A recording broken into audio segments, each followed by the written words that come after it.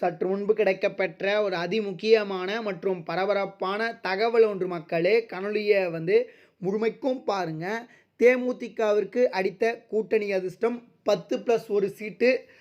தேமுதிகவிற்கு கிடைத்த ஒரு மிகப்பெரிய ஒரு வெற்றி. இதை பற்றி தான் இந்த காணொலியில் பார்க்க போகிறோம். காணொலிக்குள் போவதற்கு முன்பு இது போல அரசியல் சார்ந்த உண்மை நிலவரங்களை நீங்கள் உடனுக்குடனே தெரிஞ்சுக்கணும்னு நினச்சிங்கன்னா நம்முடைய சேனலை மறக்காமல் சப்ஸ்கிரைப் பண்ணிட்டு பக்கத்தில் இருக்கக்கூடிய பெல் பட்டனை ஆலில் செட் பண்ணி வச்சுக்கோங்க. அப்போ தான் நம்ம போடுற ஒவ்வொரு அப்டேட்ஸும் பார்த்தீங்கன்னா உங்களுக்கு நோட்டிஃபிகேஷனில் வரும். இப்போ வாங்க வீடியோக்குள்ளே போயிடலாம். அதாவது தமிழகத்தில் சட்டமன்ற தேர்தல் வருவதற்கு இன்னும் ஒரு சில நாட்களே இருக்கக்கூடிய சூழ்நிலை. தற்பொழுது தேர்தல் களமானது சூடு பிடிக்க ஆரம்பித்திருக்கிறது. ஒரு பக்கம் அனல் பறக்கும் கூட்டணி தொடர்பான முடிவுகள், இன்னொரு பக்கம் தேர்தல் வாக்குறுதி அப்படின்னு சொல்லிட்டு தேர்தல் களமே சூடு பிடிக்க ஆரம்பிச்சிருக்கு. குறிப்பாக பார்த்தீங்கன்னா இந்த தேர்தலில் யாருக்கு எவ்வளவு சீட்டுகள், கூட்டணி கட்சிகளுக்கு எவ்வளோ சீட்டுகளை ஒதுக்கலாம் அப்படின்னு சொல்லிட்டு தொகுதி பங்கீடு நடந்துட்டு இருக்கு. ஒரு பக்கம் அதிமுகவில் அனல் பறக்க நடந்துட்டு இருக்கு. இன்னொரு பக்கம் திமுகவில் தொகுதி பங்கீடு நடத்திட்டு இருக்காங்க. அதாவது இப்போ திமுகவுக்கு இந்த தடவை புதுசாக வந்திருக்கக்கூடிய கூட்டணி கட்சிகளுக்கு பார்த்தீங்கன்னா நிறைய விதமான தொகுதிகளை கொடுக்க உள்ளதாக தற்பொழுது ஸ்டாலின் அவர்கள் புதிய திட்டத்தை வகுத்திருப்பதாக தகவல் கிடைக்கப்பட்டிருக்கு.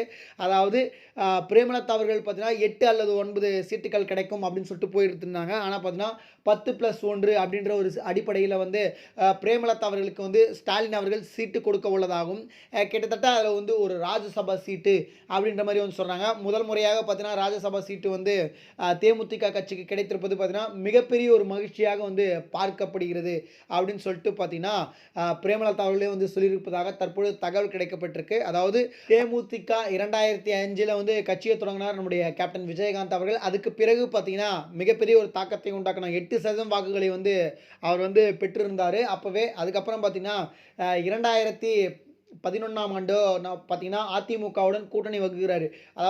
அதாவது ஜெயலலிதா அவர்களுடைய தலைமையில் பார்த்தீங்கன்னா அதிமுகவுடன் கூட்டணி வைக்கிறாரு. கிட்டத்தட்ட பார்த்தீங்கன்னா 42 சீட்டோ மேபி கொடுக்குறாங்க. அதில் கிட்டத்தட்ட பார்த்தீங்கன்னா 26 சீட்டு வெற்றி பெற்று பிரதானமான எதிர்க்கட்சி தலைவராக வந்தார். அதுக்கப்புறம் பார்த்தீங்கன்னா நாக்க மடிச்சுக்கிட்டு பார்த்தீங்கன்னா ராஜ்யசபை விட்டு வந்தவர் தான். அதுக்கப்புறம் போகலை. அதுக்கப்புறம் கூட்டணி வந்ததுக்கு பிறகு பார்த்தீங்கன்னா நம்முடைய கேப்டன் விஜயகாந்தோடைய பேரே பார்த்தீங்கன்னா மறைஞ்சிருச்சு அப்படின்னு தான் சொல்லணும். அதனால தான் பார்த்தீங்கன்னா இந்த தடவை பார்த்தீங்கன்னா எப்படியாவது ராஜ்யசபா சீட்டை கேட்டு பெற்றுடணும் அப்படின்னு சொல்லிட்டு அதிமுகவில் ட்ரை பண்ணாங்க பிரேமலதா அவர்கள். அது தர மறுப்பதன் காரணமாக தற்பொழுது பார்த்தீங்கன்னா திமுகவில் போயிட்டு ராஜ்யசபா சீட்டு வாங்கியிருப்பதாக தற்பொழுது தகவல் கிடைக்கப்பட்டிருக்கு. இது தேமுதிகவுக்கும் தேமுதிக தொண்டர்களுக்கு இடையே பார்த்தீங்கன்னா ஒரு மிகப்பெரிய ஒரு மகிழ்ச்சியை ஏற்படுத்தியிருக்கு. இது தேமுதிகவுக்கு கிடைத்த ஒரு வெற்றியாக தான் பார்க்கப்படுகிறது. அதனால் 2026 தேர்தலில் கண்டிப்பாக பார்த்தீங்கன்னா ஒருத்தர் ராஜ்யசபாவுக்கு செல்ல போகிறாங்க அப்படின்றது மகிழ்ச்சியுடன் தேமுதிக தலைவர் பிரேமலதா அவர்கள் சொல்லிட்டு இருக்காரு. நம்ம பொறுத்திருந்து பார்ப்போம். ஏன்னா இன்னும் நிறைய விதமான கூட்டணி பங்கீடு நடப்பதற்கான வாய்ப்புகள் இருக்குது. தேர்தல் கிட்ட நெருங்கி விட்டது. தேர்தலுக்கான அனைத்து விதமான பரபரப்பான முடிவுகளும் எடுக்கப்பட்டு கொண்டிருக்கிறது. இது தொடர்பாக நம்ம அடுத்தடுத்து வரக்கூடிய காணொலியில் பார்ப்போம். இது போல சுவாரஸ்யமான அரசியல் உண்மை நிலவரங்களை நீங்கள் உடனுக்குடனே தெரிஞ்சுக்கணும்னு நினச்சிங்கன்னா நம்முடைய சேனலை மறக்காமல் சப்ஸ்கிரைப் பண்ணிட்டு பக்கத்தில் இருக்கக்கூடிய பெல் பட்டனை ஆலில் செட் பண்ணி வச்சுக்கோங்க. அப்போ தான் நம்ம போடுற ஒவ்வொரு அப்டேட்ஸும் பார்த்தீங்கன்னா உங்களுக்கு நோட்டிஃபிகேஷனில் வரும். நன்றி மக்களே. அடுத்தடுத்த வீடியோவில் சந்திக்கிறேன். நன்றி, வணக்கம்.